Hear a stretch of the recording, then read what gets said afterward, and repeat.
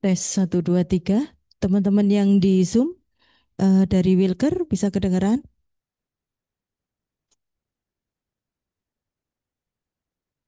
JAY sudah bergabung?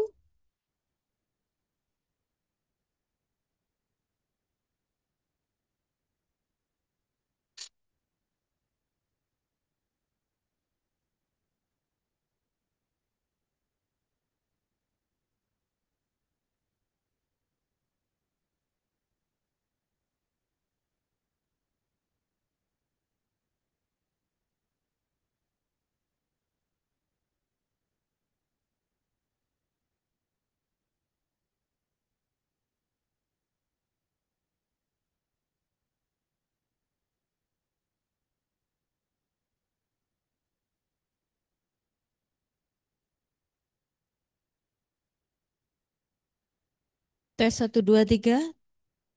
Teman-teman Wilker sudah bisa terdengar suaranya? Dari SOC terdengar? Ini Mas Wawan JAY bisa dengar suaranya enggak Mas? Bisa, bisa. Aman, aman. Iya JAY enggak ada suaranya nih. Bisa, ya, benar. Bisa, bisa, aman. Enggak. Tes 1, 2, 3. Untuk teman-teman Wilker sudah terdengar belum suaranya? Sudah, Bu. Halo? Dari JAY bisa terdengar suaranya? Sudah. Ora, Bisa, tak dengar ya? bisa. Dengar, Bu. SOC sudah ya? Halo? Di sebelah sana aja ya. Kalau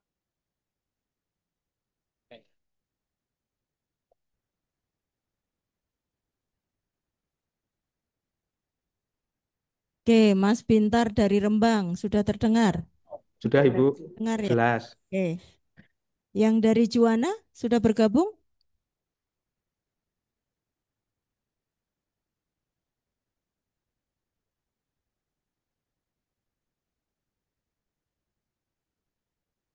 Pekalongan, Batang, Juwana.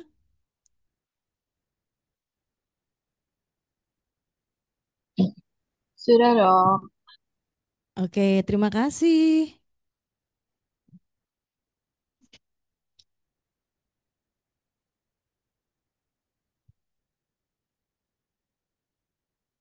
Teman-teman Wilker sudah lengkap ya? Kalau sudah lengkap kita panggil.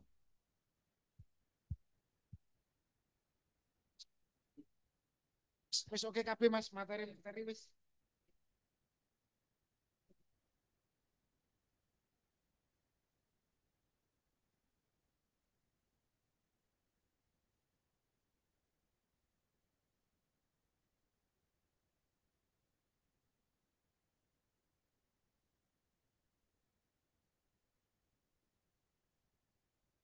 Bener kan Pak?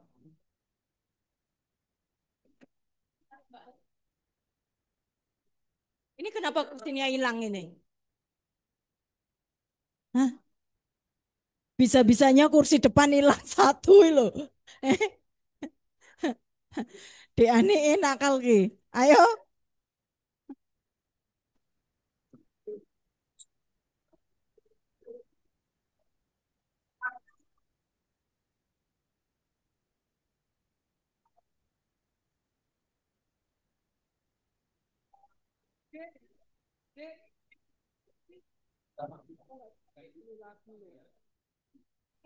Adik-adik mahasiswa agak kreatif ngambil kursi aja di belakang situ di bawah.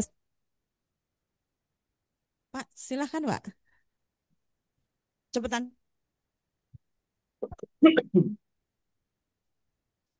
Pak, non sewu di sini nanti. Buka aja kan? Iya, buka aja. Ya makanya.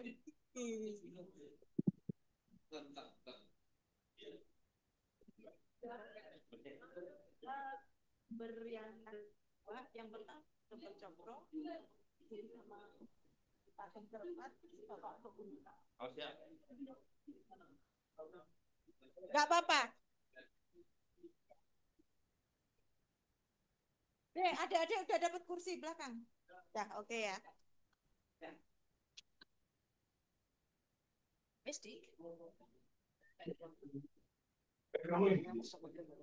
Kalau kunci motormu. Motornya tinggal mana tuh ya? Tinggal mana? Di bengkel tuh. Terus kayak kan Baik untuk teman-teman yang di Wilker, kami mohon untuk sementara semua suara di mute dulu nje untuk teman-teman yang di Wilker. Kalau yang dari Wilker ada hal yang mau ditanyakan, silahkan dengan raise hand.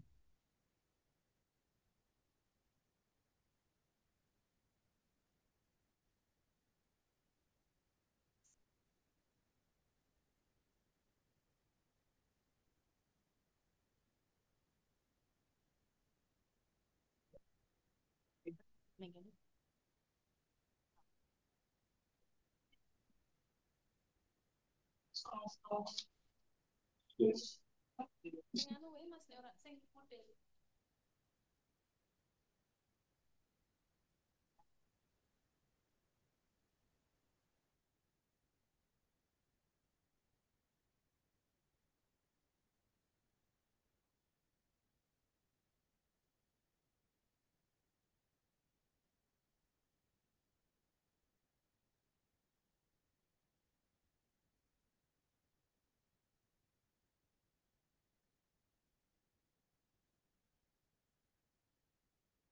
Ya, Bismillahirrahmanirrahim. Assalamualaikum warahmatullahi wabarakatuh. Sebelumnya kami ucapkan terima kasih untuk Bapak Kepala Kantor yang berkenan untuk hadir pada acara kita di mana kita saat ini dari tim keempat melakukan acara yang memang sebenarnya sudah terjadwal tapi karena adanya efisiensi tetap harus kita lakukan. Eh, ini merupakan acara peningkatan kualitas sumber daya manusia dalam rangka respon kegawat daruratan medis di pintu masuk negara. Jadi ini acaranya merupakan refresh yang nanti harus kita siap hadapi karena teman-teman akan berada di pintu masuk negara. Acara akan dibuka oleh Bapak Kepala Balai, kemudian diteruskan dengan doa, kemudian materi. Materi ada dua yang akan dibawakan oleh Dr. Cokro MKM, dan yang satu lagi adalah penggunaan AED dari ZOL. Nanti akan kita latih bersama semuanya, kemudian penutup. Demikian untuk acara. Kepada Bapak Kepala Balai, Bapak Sulistiono SKM MKes, waktu dan tempat kami persilahkan.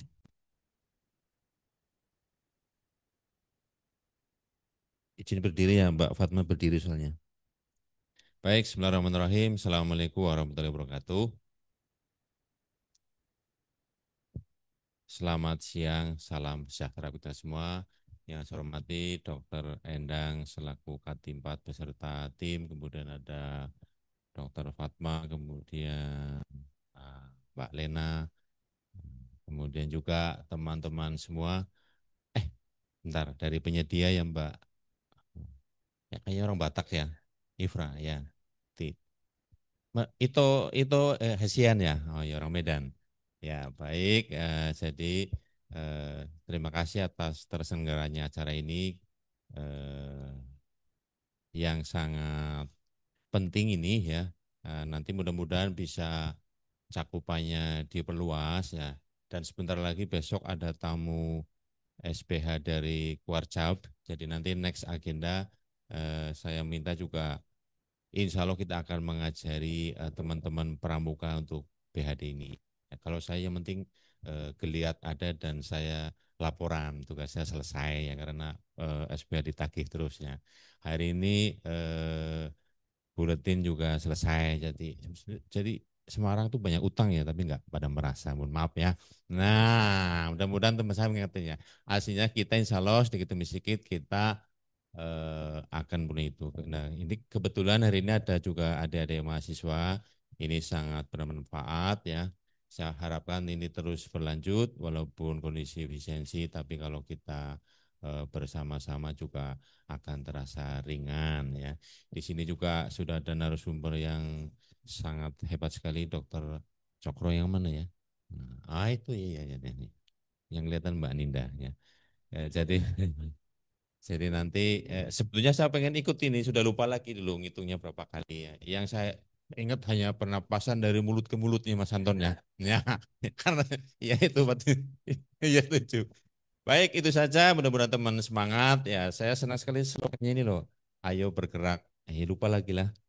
PKK Semarang harus happy dan bahagia. Jadi semuanya mesti begitu, tetap semangat ya.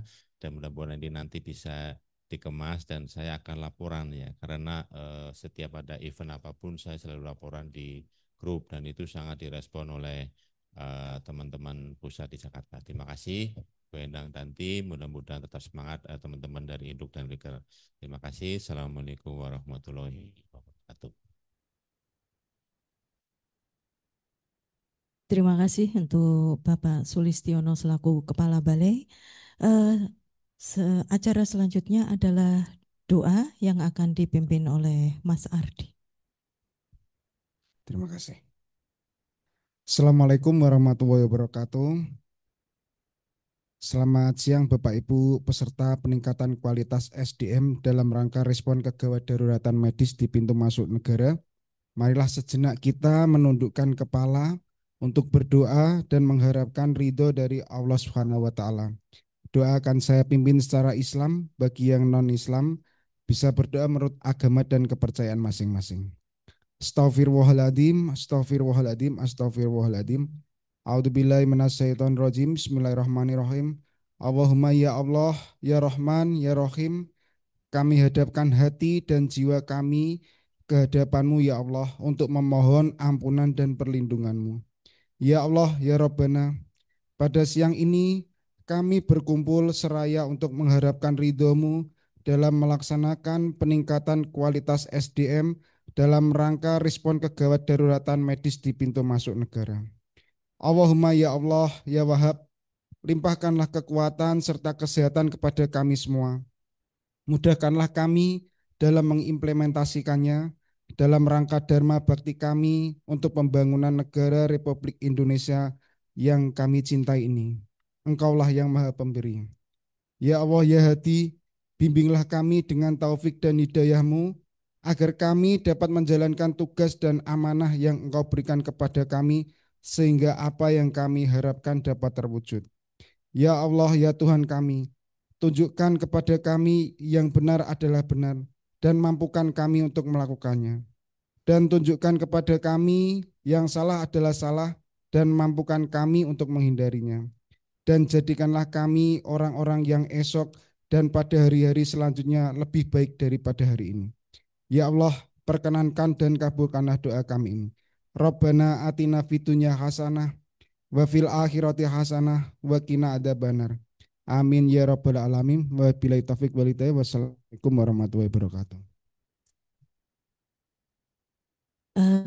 Selanjutnya kita minta untuk foto bersama dulu ya Bapak. Sebelum acara masuk ke materi, minta untuk foto bersama. Tapi ini konsepnya gimana fotonya? Oke, mau selfie aja. Monggo narasumber di depan Mbak Livra, Bu Livra atau ini sama Dokter Cokro sama Dokter Endang sama Katimker yang lain mungkin bisa di depan Bu Halena. Monggo. Bu Halena. Cinta. Ayo. Iya, untuk yang Wilker non sewu kami minta untuk on cam karena nanti untuk laporan ya. Yang Wilker teman-teman Wilker semua on cam yuk. Terima kasih.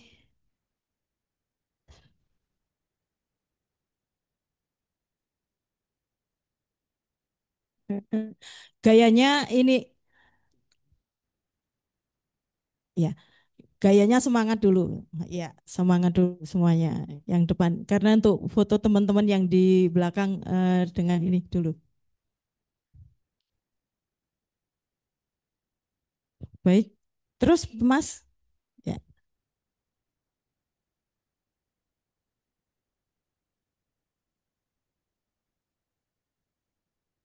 sudah dari sana mau ini enggak supaya peserta juga kelihatan.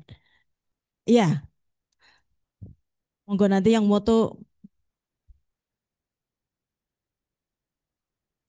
enggak Mas? Pan aja nggak ya? Oh, apa?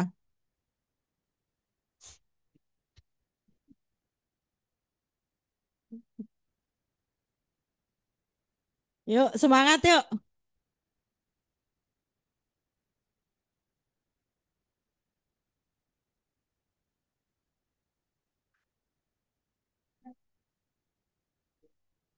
Ayo Pak Arif.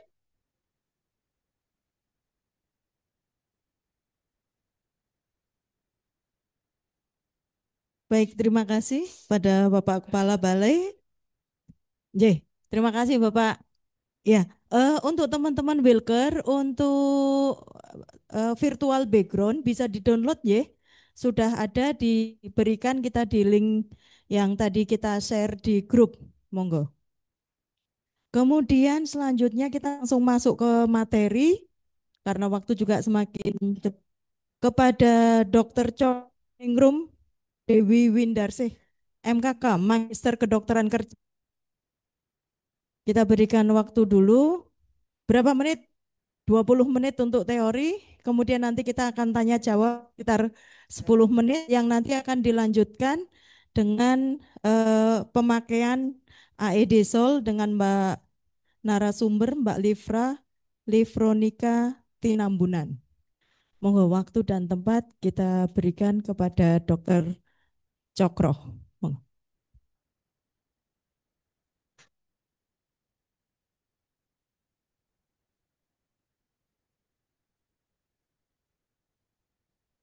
Sini aja nggak apa-apa ya. Assalamualaikum warahmatullahi wabarakatuh. Izin Bapak Kepala, Bapak Ibu Katimker dan rekan-rekan sekalian, izin pemaparan di sini. Saya pemaparannya refresh BHD ya, karena kembali lagi kita harus selalu merefresh dari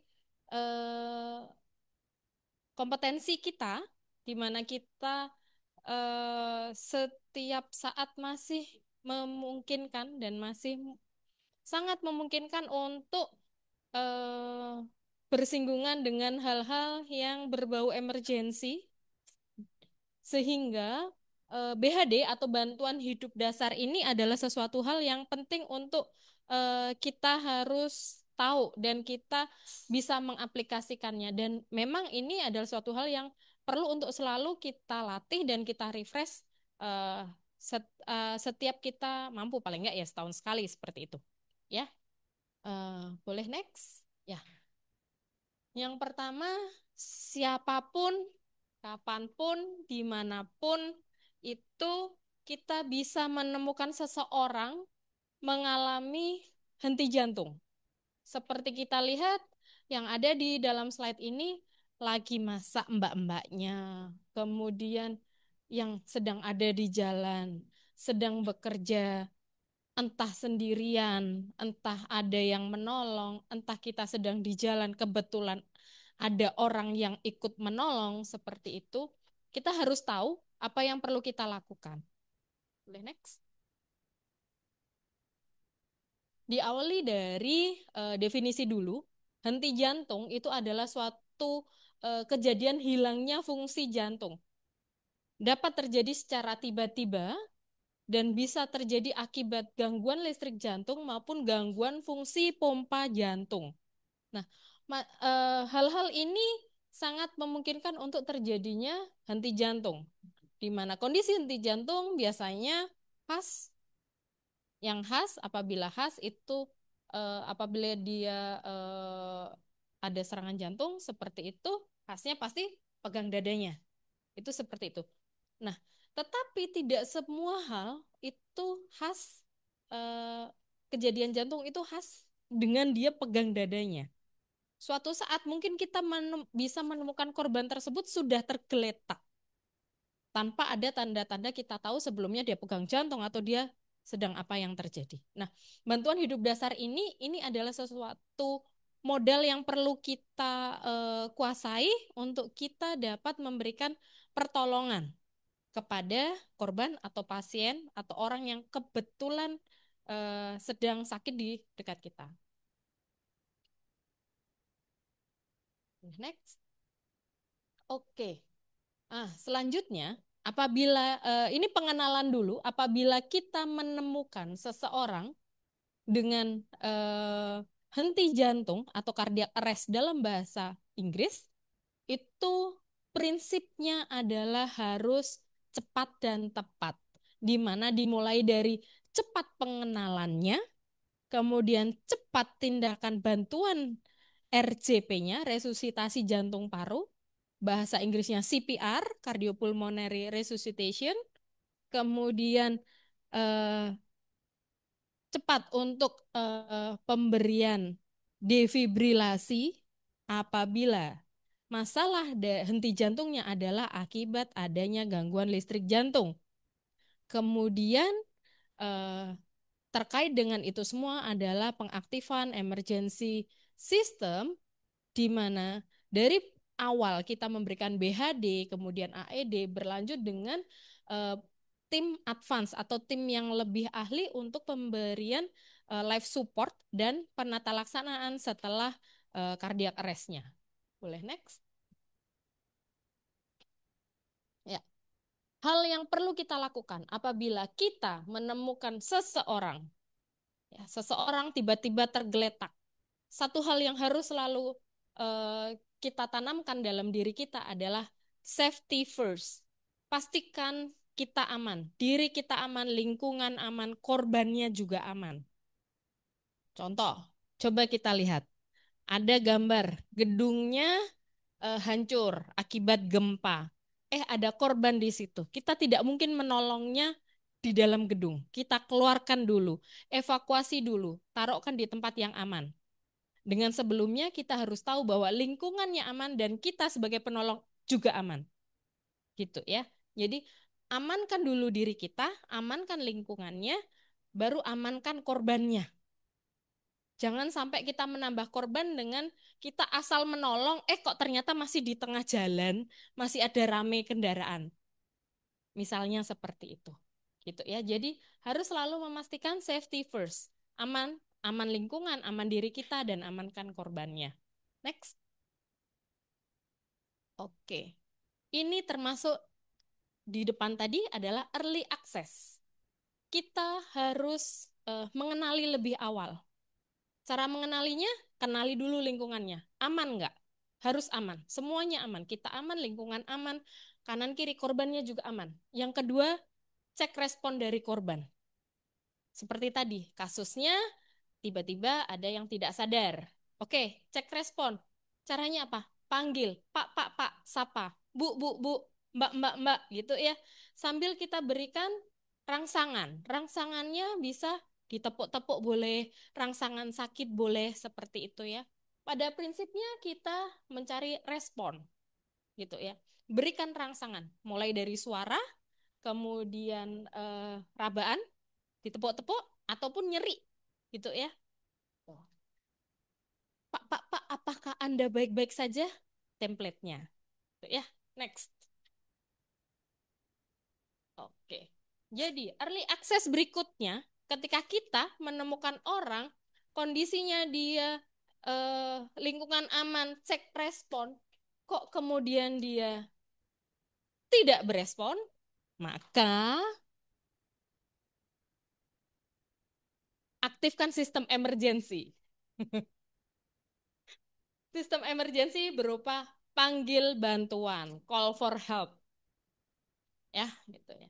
Boleh minta tolong orang di sekitar, minta tolong temannya, minta tolong telepon ambulans, minta tolong teleponkan rumah sakit, sambil apabila itu adalah tempat umum di mana misal ada di pelabuhan maupun bandara, itu sudah ada AED.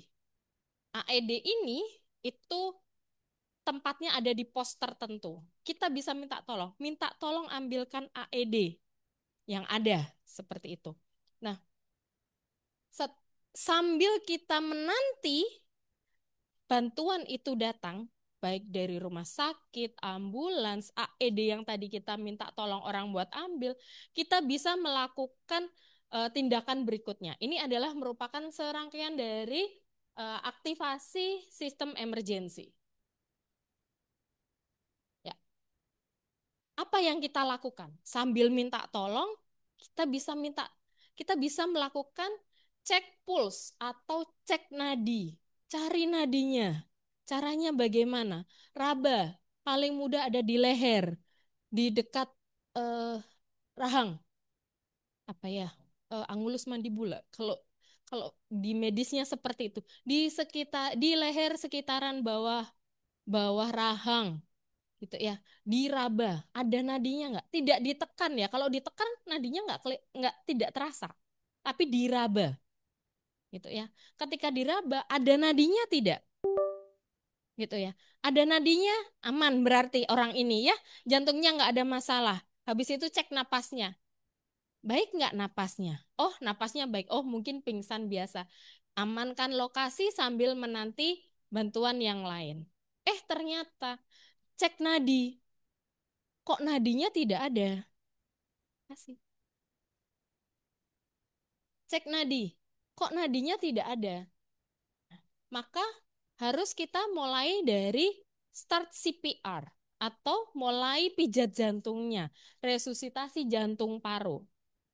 Itu lebih mudah. Jadi berawal dari C atau sirkulasi dengan pijat jantungnya. Nah, caranya bagaimana gitu ya? Caranya adalah dengan kita menekan dada di sini pada tulang dadanya, tekan dengan cepat dan kuat. Cepatnya berapa? 100 kali per menit. Kuatnya berapa? Dengan kedalaman 5 cm gitu. Posisinya di mana? Saya kurang di situ. Posisinya adalah di tulang dada, 2 jari di atas taju pedang dari tulang dada. Tuh ya.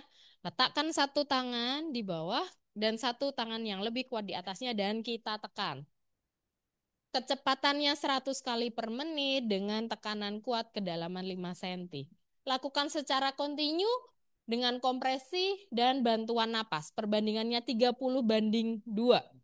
Jadi diawali bukan dari nafasnya. Untuk standar yang baru adalah dimulai dari kompresinya dulu. Gitu ya. Kalau dulu mungkin yang standar yang dulu ABC. Sekarang CAB. Dimulai dari kompresi dulu. Ada nadi tidak? Tidak ada nadi, kompresi. Seperti itu. Kompresinya 30, bantuan napasnya 2 kali bantuan napas. Tuh ya. Bantuan napasnya bagaimana? Bantuan napasnya adalah dengan cara membuka jalan napas dan memberikan bantuan pernapasan. Gitu ya. Caranya membuka jalan napas gimana? Head tilt, chin lift. Kita naikkan dagu, tekan dahinya. Ketika kita memberikan bantuan napas, tutup hidung korban, berikan nafas melalui mulut. Bisa langsung mouth to mouth atau dengan bantuan. Maksudnya dengan bantuan apa? Ada masker yang bisa digunakan dan itu hand carry untuk memberikan bantuan napas kepada korban seperti itu. Gitu ya. Jadi tidak langsung dari mulut ke mulut gitu ya. Pada prinsipnya adalah jangan biarkan udara itu lolos. Jadi dari yang kita berikan langsung kepada korban, jangan sampai ada udara lolos. Seperti itu. Berikan bantuan napasnya seberapa banyak, seberapa besar, volumenya harus cukup membuat dada dari korbannya mengembang. Makanya kalau kita memberikan bantuan napas, kita sambil melihat dadanya. Gitu ya. Diberi bantuan napas kok dadanya nggak naik. Nah, bisa kembali lagi cek airway-nya. Habis kompresi, airway. Airway-nya lancar, kita beri napas buatan. Tapi kalau kita beri napas buatan kok dadanya nggak mengembang, boleh dicek ulang airway-nya. Apakah ada sumbatan atau tidak. Tuh ya. Oke. Siklus kompresi 30:2 ini itu bisa dilakukan terus-menerus gitu ya. Boleh sampai 5 siklus untuk satu kompresor. Kalau ada orang lain yang membantu, boleh gantian per 5 siklus. Jadi katakanlah hanya 2 orang, satu kasih napas, satunya kasih kompresi. Maka yang kompresi setelah 5 siklus tukeran dengan yang memberikan napas. Tuh ya. Respon dari korban atau pasien ini bisa dicek per ganti shift tadi, 5 kali siklus. Seperti itu ya. Kembali lagi di awal, ketika kita call for help, itu termasuk di dalamnya adalah minta bantuan untuk mengambilkan AED apabila itu ada di tempat-tempat umum dan tersedia AED. Kenapa? Kembali lagi di awal, di mana salah satu penyebab henti jantung adalah gangguan listrik jantung. Sehingga AED ini adalah alat yang membantu kita untuk menganalisis kondisi listrik jantung untuk kita bisa memberikan bantuan hidup pada pasien atau korban ini. Targetnya apa setelah ini? Targetnya ROSC atau kembalinya sirkulasi spontan atau sirkulasi dari peredaran darah dari si korban gitu ya, secara spontan. Jadi memang dia sudah kembali normal. Napasnya pun kembali normal. Ketika kondisi ini sudah tercapai gitu ya, maka contohnya begini. Kita habis kompresi 5 siklus. Cek nadi. Tidak ada nadi, tukeran penolongnya.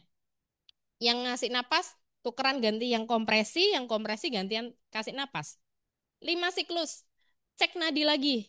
Oh, sudah ada nadinya. Oh, dia sudah bernapas, gitu ya.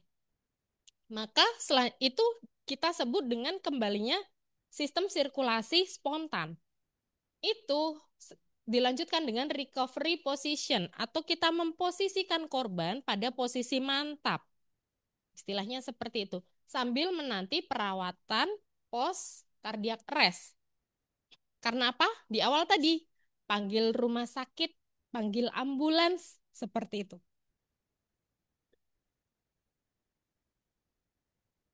Selanjutnya, yang disebut dengan posisi mantap atau recovery position adalah posisi kita memposisikan korban atau pasien itu setelah pasien mendapatkan sirkulasi spontan dan pernapasan adekuat, namun dia belum berespon. Jadi kesadarannya masih belum kembali, tapi aliran darahnya dan pernapasannya sudah kembali dengan baik. Nah, posisi ini berfungsi untuk menjaga patensi jalan napas atau untuk menjaga kondisi jalan napasnya biar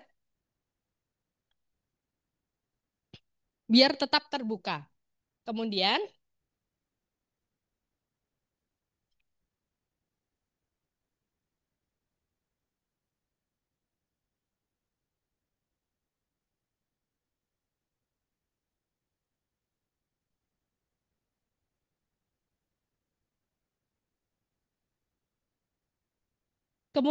posisi ini juga berfungsi untuk mengurangi resiko hambatan jalan napas dan menghindari aspirasi atau tersedak seperti itu. Nah, langkah-langkah atau cara-cara untuk memposisikan dari korban ini adalah yang pertama, ya, tangan kanan dari korban kita angkatkan ke atas, tangan kirinya kita silangkan di dada. Ini berfungsi untuk melindungi kepala, gitu ya. Kemudian kita miringkan perlahan-lahan. Yang ketiga adalah tekuk kaki kiri, lutut kiri dari korban. Kemudian kita miringkan dia, miringnya berarti ke kanan, tidak ke kiri ya. Miringnya ke kanan, itu disebut recovery position atau posisi mantap. Jadi nanti tangan kanannya ada ke atas, tangan kirinya ada di dada, selanjutnya untuk melindungi kepalanya, lutut kirinya ditekuk, kemudian dimiringkan. Kurang lebih seperti gambar pada slide tersebut. Sambil melakukan ini kita bisa sambil untuk menanti pertolongan yang lebih lanjut dari tim yang lebih berkompeten, seperti tim rumah sakit seperti itu. Kurang lebihnya sekian kalau dari saya. Monggo apabila ada pertanyaan silahkan. Saya kembalikan kepada moderator. Iya, terima kasih Dokter Cokro. Di sini ada yang mau ditanyakan? Saya lihat dulu yang dari Wilker ada yang raise hand apa enggak nih? Kayaknya kok enggak ada nih yang raise hand. Di sini ada yang mau ditanyakan, teman-teman? Karena ini refresh ya, kalau untuk teman-teman setiap tahun kita melakukan apa namanya refresh PHD ini karena tadi seperti yang dikatakan kita nggak akan pernah tahu tiba-tiba kita temuin sehingga kita sebagai tenaga kesehatan siapapun itu harus bisa menolong. Kalau untuk pelaksanaan AED atau respirasi ini CPR ini memang targetnya sebenarnya orang awam. Siapapun harus bisa melakukan. Ada yang bertanya nggak?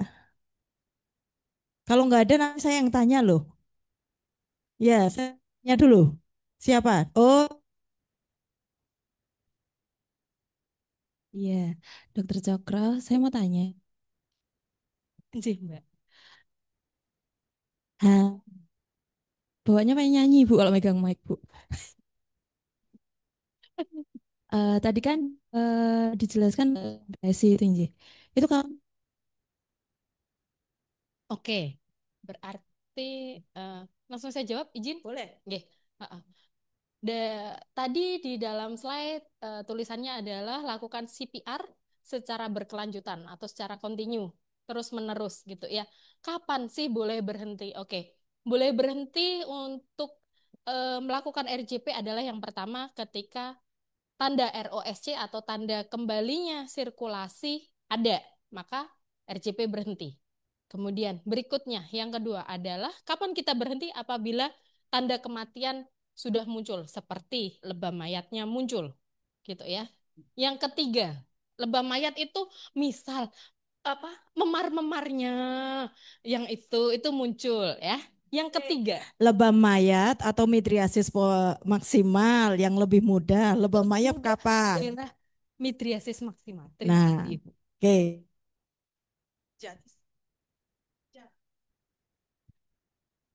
Ngap.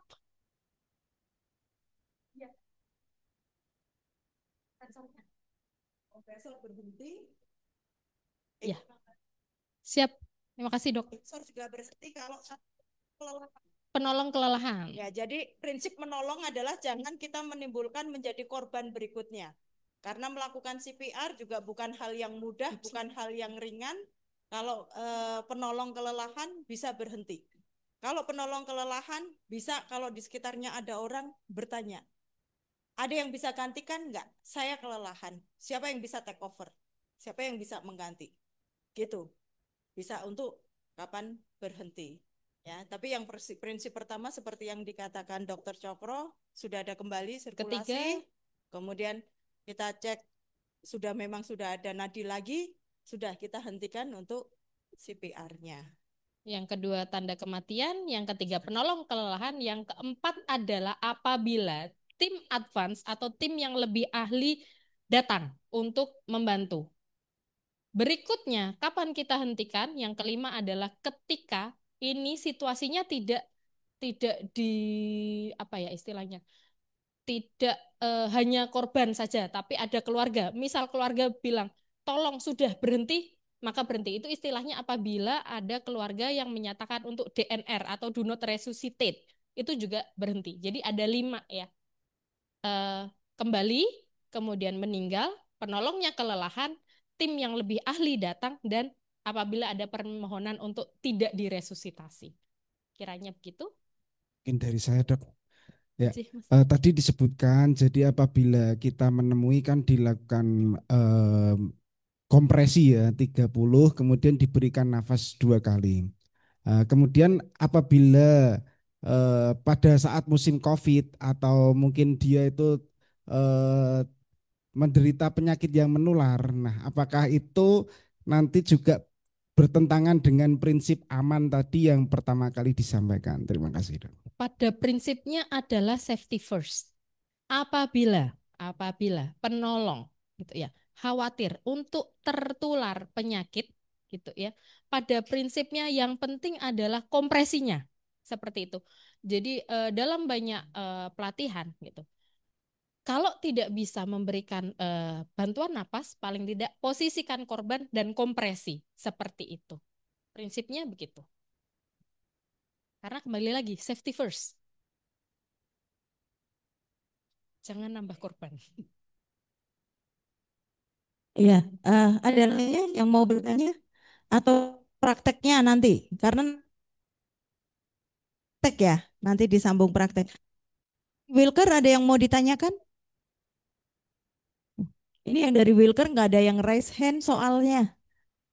Ada nggak yang mau ditanyakan, teman-teman Wilker?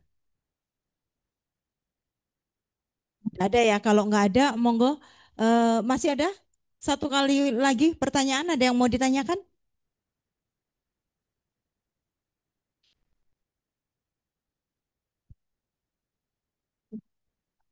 Mahasiswa harus nih. Mbak. AED itu apa nanti dijelaskan ya, Mbak Irfan. Oh, ada yang raise hand. C. Yo, monggo dari SOC yang raise hand, mic-nya bisa dibuka. Terima kasih Bu Fatma. Izin Bu, Siap, suara Pak terdengar Is. nggak? Terdengar. Silakan Pak Is.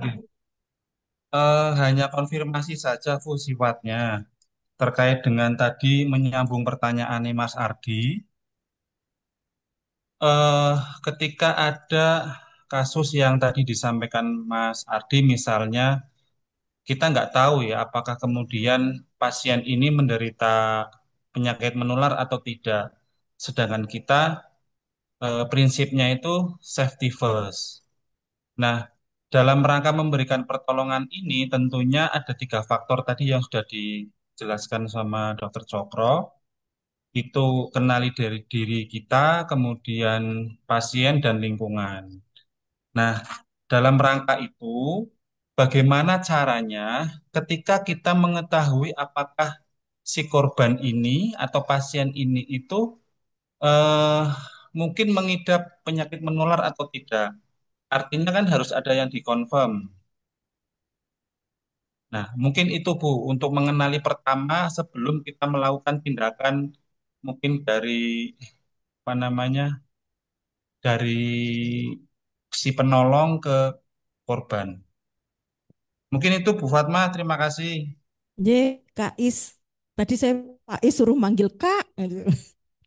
Ya silakan Dokter Cokro untuk di ini Izin jawab. menanggapi, Kak Is. Jadi ngan settingan Pak Ismail di bandara nggih. Di mana itu kita nggak tahu siapa yang berlalu lalang seperti itu gitu ya. Kembali lagi bahwa henti jantung ada macam-macam, termasuk di dalamnya adalah karena listrik. Jadi apabila kita menemukan kondisi tersebut di bandara SOC, maka call for help, minta tolong ambilkan AED, tidak ada nadi, kita lakukan RJP untuk pernapasannya gitu ya. Tandanya kita tahu ini, kita curiga dia ada penyakit di pernapasan atau tidak, mungkin bisa dilihat dia pakai masker atau tidak. Misalnya kita mau nolong, kita nolongnya sambil pakai masker juga boleh, enggak apa-apa. Atau kalau tersedia di situ alat pertolongan pertama, masker ambu bag itu boleh kita lakukan pakai itu. Atau yang masker hand carry yang untuk pemberian napas buatan mouth to mouth itu juga bisa digunakan. Jadi mulut kita tidak langsung bersentuhan dengan mulut dari pasiennya, tapi itu kita seperti meniup maskernya seperti itu. Itu ada di dalamnya pun ada yang ada filternya. Seperti itu kiranya. Iya, mungkin izin menambahkan ya Pak Is. Tolong jangan lupa tanyakan dia sendiri mungkin dengan orang sekitar ya. Ada keluarganya nggak? Dia dari riwayatnya apa? Sambil jalan sambil kita cek. Jadi kita mencari informasi atau anamnesis dengan orang yang ada di sekitar karena dia sudah nggak sadar. Ada keluarganya enggak, ada kerabatnya enggak, ada riwayat penyakit atau enggak, dan kemudian kalaupun mau melakukan motumo sebenarnya kita masing-masing itu harusnya punya pocket AED ya, yang isinya adalah seperti pocket masker. Jadi kita nggak akan bersinggungan secara langsung dengan mulut dari pasiennya. Itu mungkin Pak Ismail ya. Ada lainnya? Nambahin boleh? Oh boleh, Dokter Bakti suaranya ya. Mm-mm. Oke, Jadi silakan. CPR itu memang pada saat kita kompresi kan terus ada nafas buatan yang dibuat. Jadi ada beberapa cara sebenarnya. Ada 4. Bisa mouth to mouth to nose. Jadi mouth ke mulut, mouth to nose dari mulut ke hidung, mouth to mask ke masker, sama satu lagi mouth to stoma. Stoma itu biasanya buat tracheostomy. Cuma saat ini tuh mouth to mouth udah nggak boleh lagi. Jadi kalau misalnya kita di lapangan tidak ada masker, tidak ada apa-apa, untuk orang awam, teman-teman kan tidak selalu siap alat ya di lapangan itu, kecuali kalau kita di bandara selalu ada. Kalau ketemu di mall, di ruang tunggu bandara, itu kita tidak perlu bertanya sama siapa tentang riwayat penyakit dia, tapi lakukan kompresi aja kalau memang nggak ada keluarganya. Jadi tidak boleh motomot udah sekarang udah nggak ada lagi itu, udah dicabut itu aturan itu, karena kita khawatir ada penyakit menularnya. Jadi kompresi aja, kompresi sampai misalnya ada bantuan datang atau AED datang atau nanti ada yang advance yang datang gitu ya. Apalagi kalau di mall kan kita nggak tahu ada apa nggak di sananya. Itu aja sebenarnya tambahannya. Jadi motomot udah nggak boleh lagi ya sekarang ya. Oke, itu aja. Tambahan aja sih sebenarnya. Oke, terima Kasih. kasih. Terima kasih Dokter Bakti. Ya, kita makanya fungsinya sharing seperti ini ya. Jadi kita mana yang ada ilmu baru, memang beberapa waktu yang lalu kita sudah tahu bahwa tidak boleh ada motomot sebenarnya, tapi itu masih bisa dilakukan Kecuali kecuali kalau ya itu orang tuanya, orang ya istrinya, keluarga sendiri, anaknya, betul. ya betul. Ya. Itu. Thank you Mbak, thank you Yuk, Bro. sama-sama. Terima kasih. Terima kasih Kak Bakti. Oke, baik. Lanjutnya langsung untuk pemakaian AE. Mbak Livra, monggo bisa untuk ini supaya komprehensif. Terima kasih untuk dokter. Kan untuk bagaimana pemakaian AED. Jadi saat kita kasus pada orang yang ternyata henti nafas, henti jantung, kemudian ada alat yang bisa digunakan. AED itu kepanjangan dari automatic eksternal defibrilator atau alat pacu jantung eksternal yang bisa tersedia secara mobile atau bisa kita gunakan dimanapun dengan cepat. Waktunya kami serahkan pada teman-teman dari tim ZEL ya, monggo. Oke, terima kasih Ibu. Tadi lupa saya namanya. Oke, selamat siang. Assalamualaikum warahmatullahi wabarakatuh. Terima kasih untuk waktu yang diberikan kepada kami dari PT Itamara Noraya sebagai vendor yang membawa mendistribusikan alat dari JOL. Jadi alatnya ini adalah JOL, tapi perusahaan yang membawa adalah PT Itamara Noraya. Jadi ada banyak vendor yang membawakan. Kami sendiri adalah dari Itamara Noraya. Oke, Bapak Ibu. Mungkin aku nggak pegang mic ya, cuman aku agak gedein suaranya biar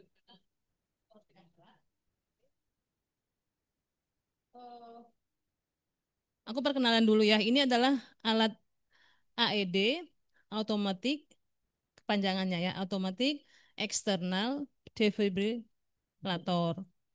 Karena kenapa dikatakan automatic? Karena ini adalah konsepnya dia otomatis memberikan shock kepada pasien. Dan alat ini Bapak Ibu bisa lihat ya, ini cukup simple. alat ini sudah berbahasa Indonesia sehingga memang siapapun bisa pakai. Orang awam, kok ini adalah tujuannya lebih ke orang awam pada umumnya AED Plus, sehingga eh, yang tidak dari medis pun bisa memakainya karena sudah berbahasa Indonesia. Kemudian Bapak Ibu, alat ini garansinya 5 tahun.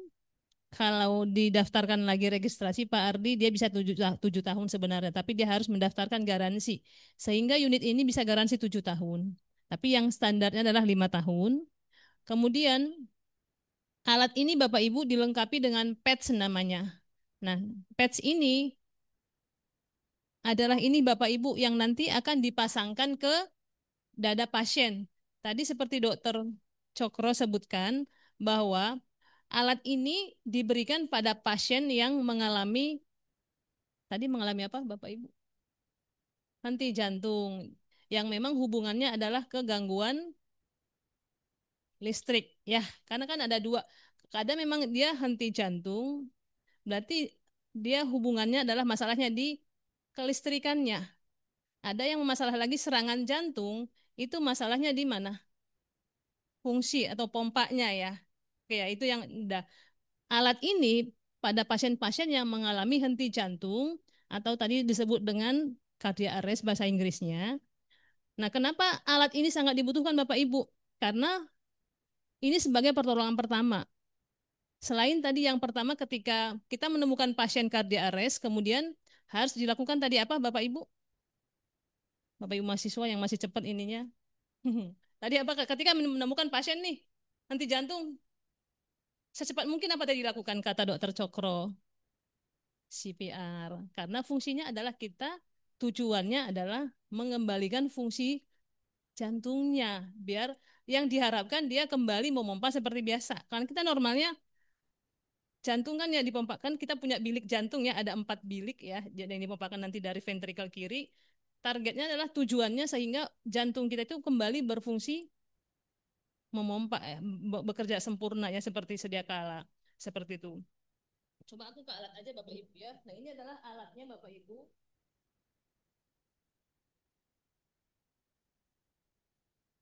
Tampilannya seperti ini. Misalkan nih Bapak Ibu ada pasien yang mengalami cardiac arrest di bawah. Oh, ada pasien ya. Siapa yang bersedia nanti? Oke, misalkan begini Bapak Ibu. Posisinya adalah seperti ini ya. Oke ya. Ini posisinya untuk ready to use adalah seperti ini. Misalkan ada pasien nih di bawah ataupun di lantai 1.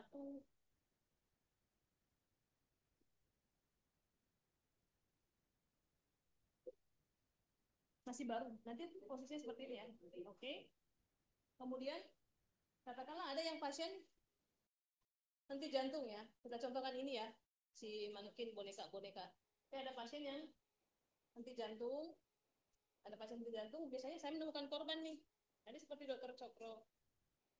Benar ya? Ini misalkan pertama kali kita lakukan adalah apa? Kamu pasien nih diapain? Dibiarin doang. Dibiarin. Diapain? Cek respon. Ceknya gimana tadi?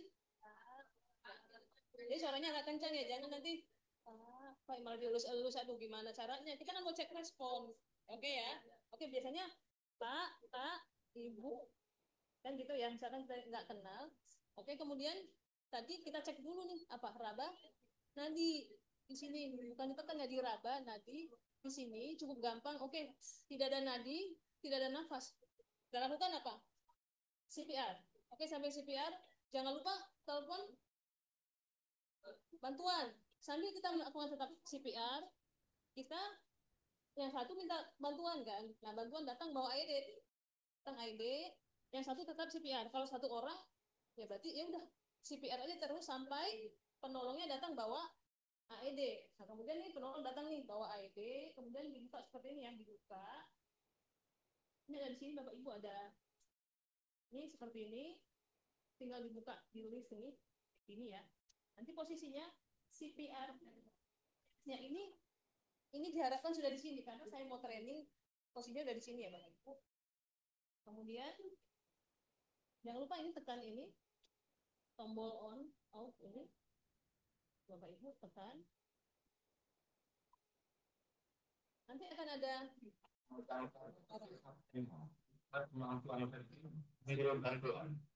ini secara ini sebenarnya dia udah kasih tahu. Ketika kita menemukan pasien, di sini udah dikasih tahu sebenarnya kita harus ngapain, cek telepon, panggil bantuan, dibuka ID-nya, sambungkan kabel, dipasang ke dada pasien, kemudian nanti kita akan tinggal mendengarkan apakah pasiennya bisa di shock atau non shockable ya. Jadi tadi misalkan ya nanti ada namanya jenis-jenis irama yang di shock, yang bisa di shock atau yang tidak bisa di shock. Oke Bapak Ibu, ini tinggal dipasang. Oke Bapak Ibu, ini tinggal dipasang kabelnya. Jangan sentuh pasien, jangan menganalisa. Jangan sentuh pasien, sedang menganalisa. Jangan sentuh pasien, sedang menganalisa. Denyut jantung dianjurkan. Tapi dia hanya mendengarkan aja. Jangan sentuh pasien, tekan tombol kejut yang berkedip. Dan tombol kejut ini karena saya taruh pakai simulator ini kan. Jangan sentuh pasien, tekan tombol kejut yang berkedip. Pilih yang memang yang bisa di shock sehingga yang muncul di sini adalah tekan. Jangan sentuh pasien, tekan tombol kejut yang berkedip. Kan tombol ini unclear, area clear, very clear, oke. Jangan terkejut jantung diberikan, mulai RBP. Jantung, oke, jantung diberikan, nanti mulai lagi saya RJP. Nah, nanti ada bip ya, tinggal ngikutin Bapak Ibu. Kalau lebih kuat. Cukup gampang. Nah, ini sampai tadi kata sudah benar. Tadi kata Coko, berapa kali siklus harus diperiksa lagi nadinya?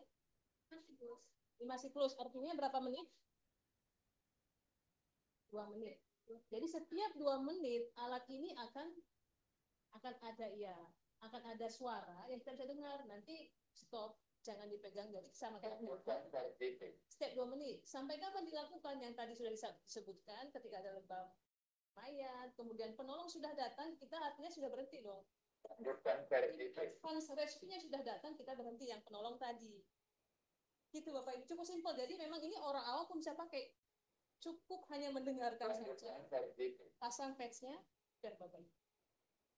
Ada yang bertanyakan gitu aja, cukup simpel. Ini pasang CPR aja.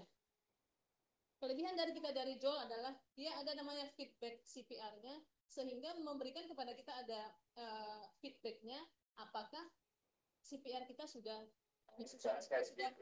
bagus atau belum, ada suaranya gitu. Bapak Ibu.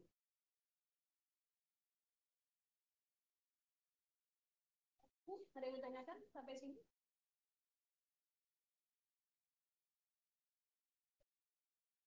Ada yang mau tanya atau?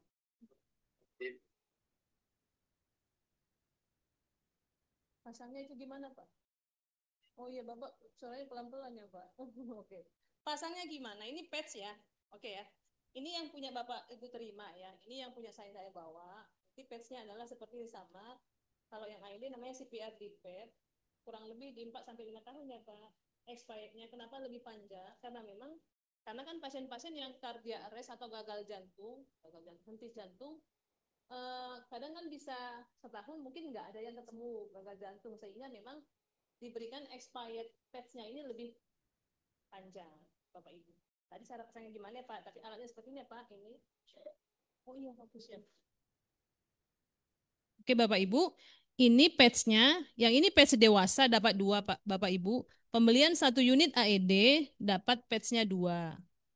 Oke Bapak Ibu, kemudian ini yang untuk pediatrik kalau ada pasien yang ya anak yang berat badannya di bawah 25, jadi menggunakan yang pediatrik. Kenapa cuma dapat 1? Karena memang cenderung yang lebih banyak secara penelitian yang gagal jantung adalah dewasa, sehingga yang diberikan dewasa lebih banyak 2 patch. Oke Bapak Ibu, tadi yang dari Bapak ya pertanyaannya bagaimana cara pemasangannya Bapak Ibu? Cara pemasangannya ini sebenarnya di sini sudah di sini. Di sini ada tulisannya Pak. Jadi posisinya ini sudah dikasih tahu sih yang mana posisi di dada sternum atau yang di bawah apex. Jadi pemasangannya yang posisi ini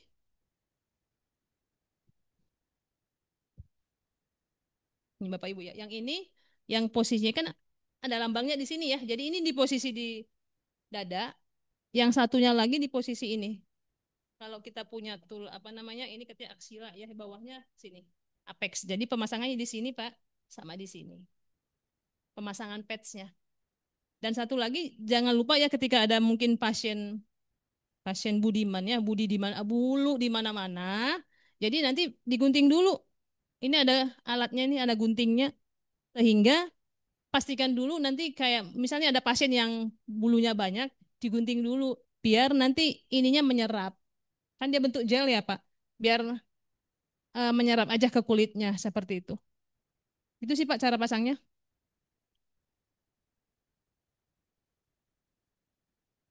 Oke, Bapak Ibu ada lagi yang mau ditanyakan?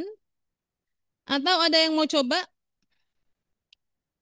Kalau tidak mencoba nanti pasti tidak tahu. Jadi diharapkan mencoba. Kalau nggak dicoba nanti malah nggak, oh gimana ya caranya? Atau mau ada melakukan CPR, saya taruh di bawah apa di sini? Yuk silahkan dicoba yang belum pernah untuk CPR. Mbak boleh ditaruh di bawah biar untuk Boleh. mencoba ya. Ha-ha.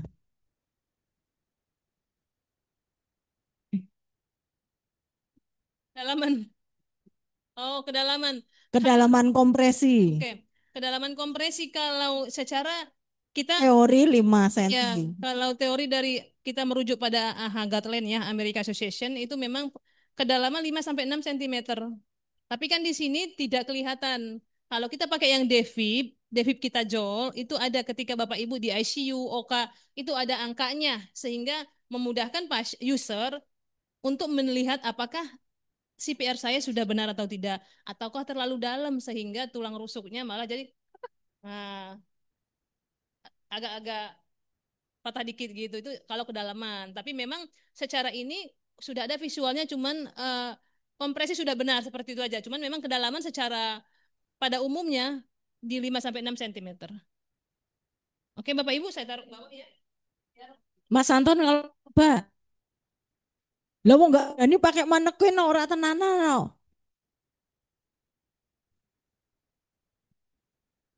Memang ini lebih sangat berguna buat kita sebenarnya Bapak Ibu, walaupun kita tidak mengharapkan, tapi keluarga misalkan ada keluarga yang henti jantung, at least kita sudah tahu nih penanganannya itu seberapa. Karena memang di Indonesia kalau bisa dikatakan paling rendah mungkin dari beberapa negara yang memang secara BHD-nya Indonesia mungkin sangat rendah sekali secara kalau dilihat ininya ya.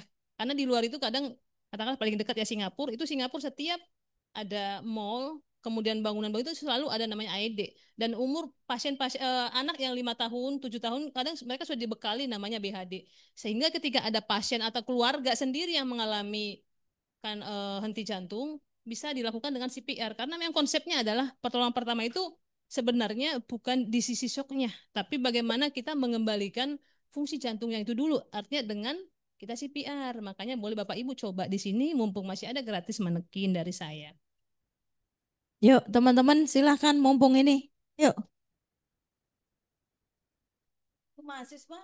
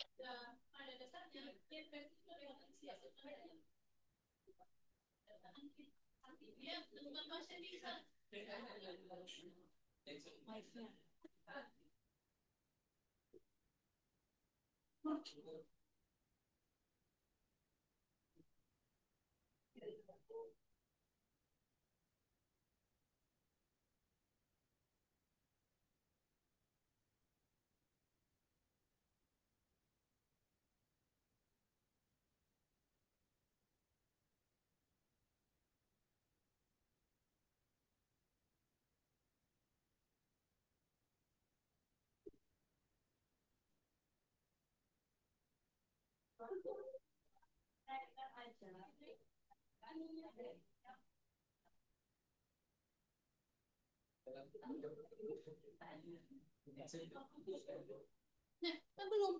Loh, pasiennya belum pingsan maksudnya. Ya, kan dia belum nemu pasien, kan dia belum minta tolong. Iya, ini nemu pasien di pingsan. Ada nadinya nggak? Ada. Itu kan langsung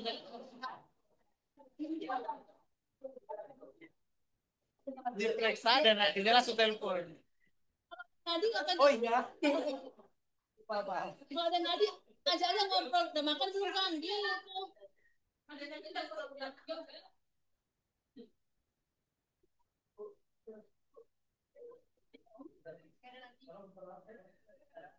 Terus ngapain masnya? Diam aja. CPR kan. Nah, jadi sebelum dia datang kita kan harus melakukan CPR dulu sambil minta tolong, tolong misalnya saya dengan ini di sini misalnya gitu ya, dengan jelas misalkan kalau di Indonesia 119 atau ini berapa ya? Indonesia kan 109 ya. Misalkan saya dengan ini, nama saya ini, posisi ini dengan jelas sih ya. Kalau memang kita nanti telepon gitu. Coba gimana? Taruhnya karena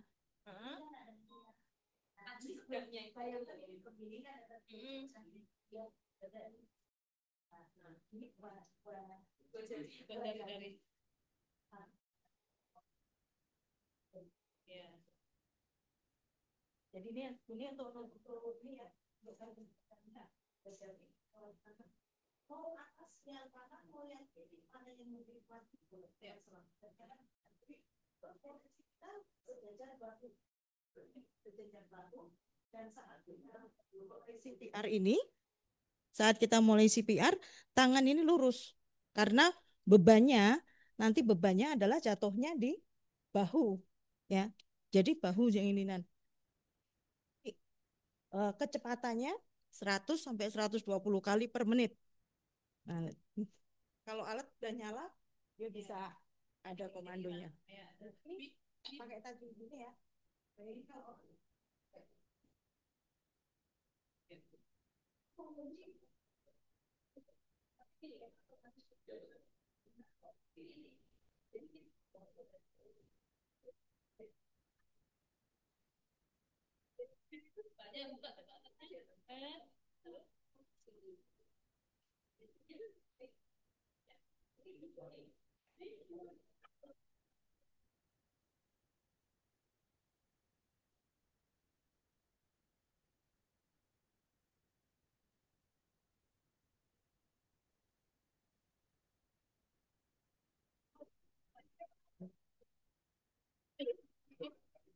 Karena dia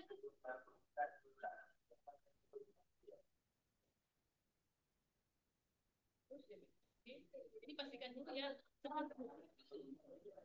Sebelum ini pastikan kita harus clear, everybody clear.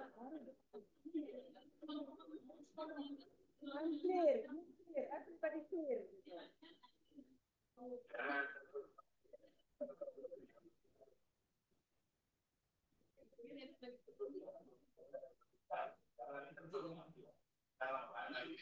Beberapa detik kita tidak masuk dengan kembali. Itu safety. Kita enggak balik lagi.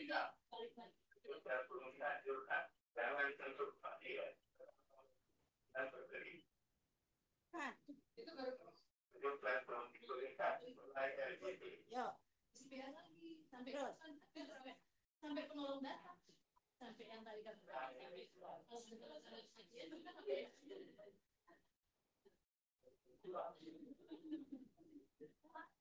normalnya kan 1 kali per menit ya, jadi hampir sama dengan strategi itu, jadi 100 per menit adalah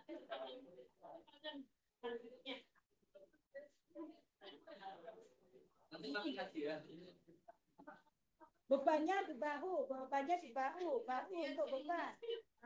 Kalau sampai nah gitu. Oke, mbaknya saya capek.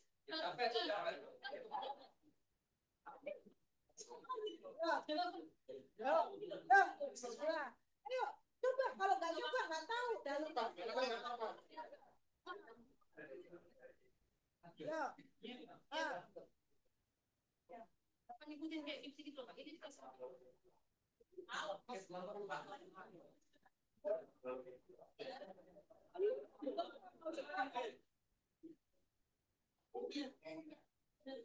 Orang usah ribut terus. Orang tuh terus.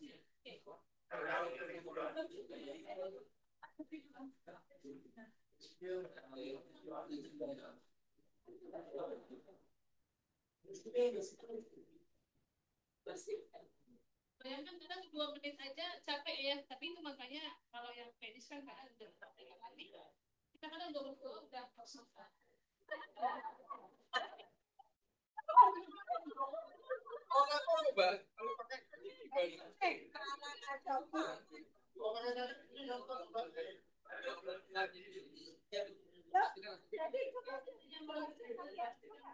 Kalau nggak coba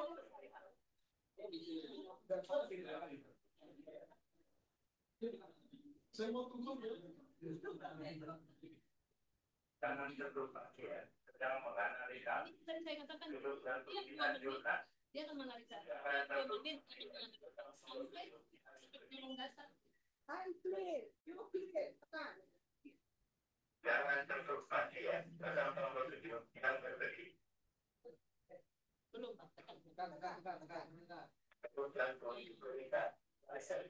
Ya, jadi mulai dicek lagi. Kalau perempuan perempuan lebih gampang sih atau laki-laki ya sejajar dengan payudara ya putingnya kita pegang aja kalau laki-laki jajar tengah rokok gitu. Jadi nggak usah aja tengah jadi udah tahu nih mungkin. Ya, yang perempuan kan ada namanya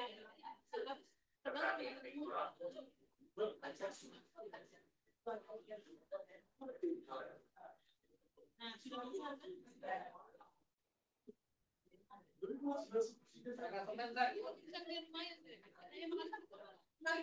harus membiasakan sebenarnya karena ada keluarga nih kayak kemarin kan ada dia tangkis doang yang tahu yang dari kita kita nggak tahu benar kalau ini adalah CPR aja karena konsep kita CPR nah ini kan capek ya karena kalau orang medis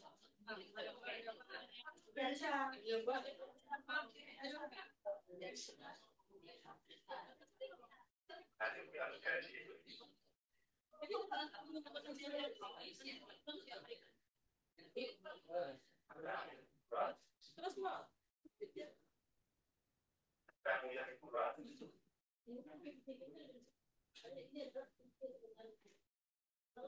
kalau laki-laki ini saudara yang lurus nanti akan putih langsung belajar sehingga yang sampai sini tapi sampai sini mati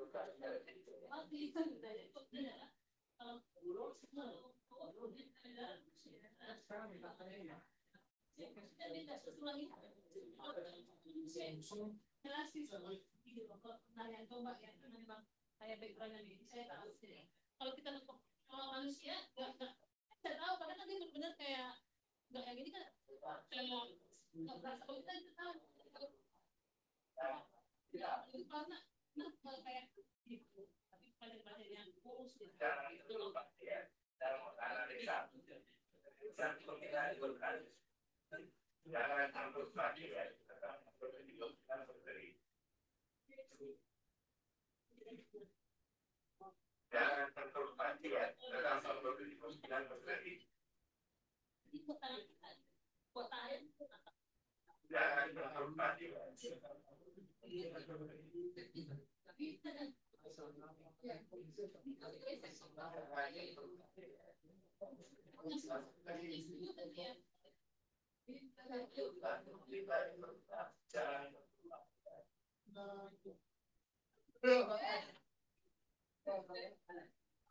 Apa namanya sudah paham tapi ya maksudnya ini yang di shock apa sih maksudnya kenapa nanti misalnya nih yang taruh di ini artinya yang aku bikin contohnya itu adalah namanya kalau di koreksi ya dokter kalau saya lupa sudah ada namanya gambarannya ada namanya yang di shock ada namanya ventricular tachycardia, kalau ventricular fibrillasi.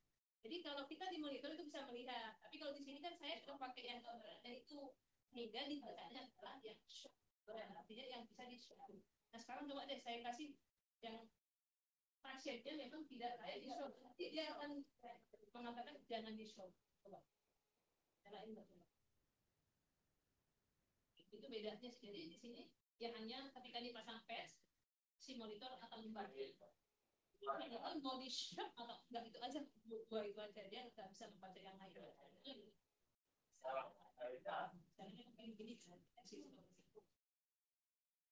Jangan terlupa dengan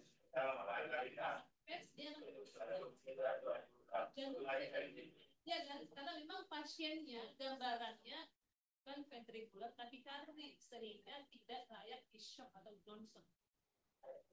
Dengan dua aja, mau di shock, kalau di shock nanti kalau di shock lambang yang ini akan muncul warna merah sehingga dia akan memberikan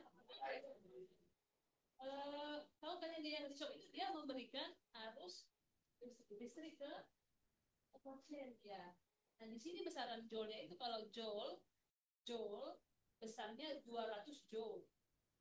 Oke ya, kita menggunakan bipasi, jadi ngasih arusnya itu dia balik lagi. Ada tetangga sebelah yang brand lain dia menggunakan monopasi. Artinya sekali ngasih 360, kita menggunakan bipasi. Itu ya beda dengan baru. Ini apa sih yang dikasih adalah listriknya. Sehingga diharapkan jantungnya naik pompa lagi gitu. Paham ya? Oke. Ada yang lanjut lagi? Kalau tidak boleh.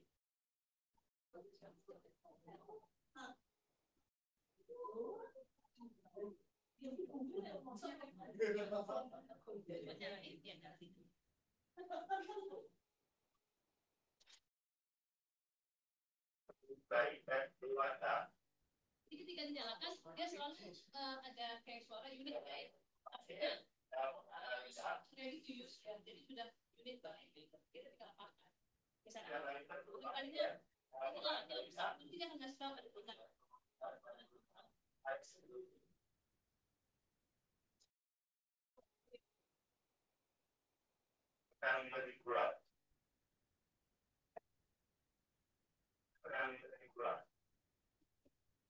Ada diikutin. Nah, jadi jangan sampai kita kecepatan. Kalau kita kecepatan, kan kita ngasih nih. Nanti nggak ada waktu untuk si jantungnya itu namanya namanya. Kalau kita ngasih nih, dus, dia nggak ada waktu untuk naik lagi gini loh.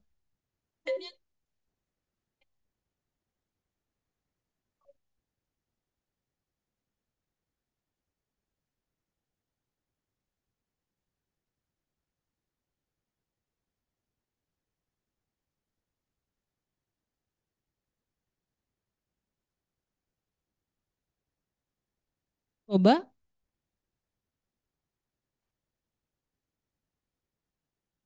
Udah? Ada lagi mau coba, Bapak Ibu? Iya, dokter.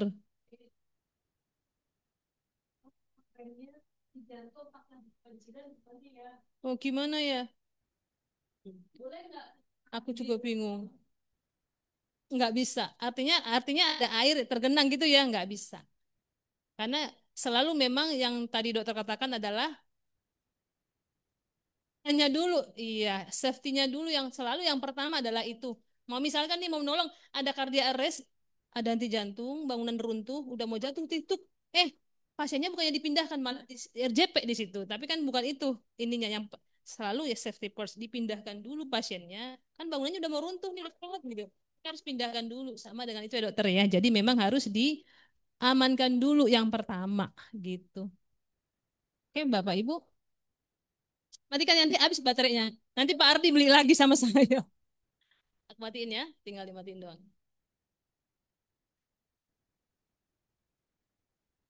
Oke Bapak Ibu, apakah sudah mengerti terkait penggunaan AED-nya? Apa yang di online, ada yang mau ditanyakan Bapak Ibu?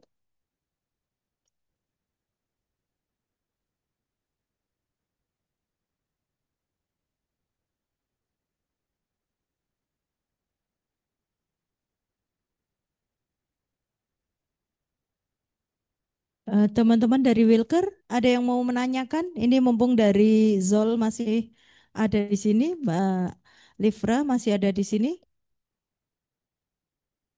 Oh, ternyata dari Zoom dibutuhkan relawan pemegang mic. Berarti tadi suaranya kadang on off Mbak ya untuk di yang teman-teman di Wilker kurang mendengar untuk suaranya. Iya. Heeh. Ini teman-teman Wilker ada yang mau tanya nggak tentang pemakaian AED ini? Mumpung kita masih ada konsulen di sini nih. Nggak ada? Iya.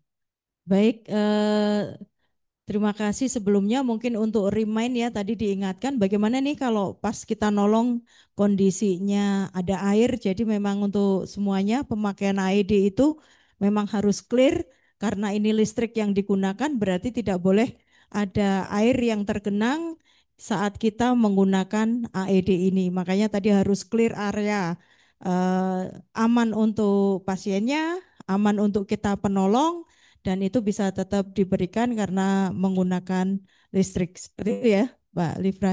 Ya, kayaknya ini yang bisa kami sampaikan saat ini dari tim keempat. Terima kasih untuk penggunaan eh, refreshnya untuk pemakaian AED karena kebetulan untuk teman-teman yang di Wilker juga banyak yang di bandara, baik Bandara Ahmad Yani maupun di Bandara Adi Sumarmo, serta teman-teman yang di Wilker yang lain yang memang kadang menemukan kasus-kasus dan membutuhkan pertolongan pertama dengan penggunaan CPR ini. Terima kasih. Eh, Oh ya, mengingatkan teman-teman Wilker yang belum absen nanti silahkan absen di link yang sudah dibagi juga, Nje. Linknya sudah ada di grup untuk teman-teman. Terima kasih untuk teman-teman Wilker semuanya. Terima kasih untuk narasumber. Mohon maaf kalau ada kekurangan. Kami tutup. Assalamualaikum warahmatullahi wabarakatuh. Terima kasih Bapak Ibu. Mohon maaf kalau ada salah-salah kata. Semoga bermanfaat idenya dan bisa ide kan tidak ya karena memang konsepnya adalah lebih ke jaga-jaga. Tapi ketika ada pasien yang mengalami nanti henti jantung bisa dipakai. Terima kasih Bapak Ibu.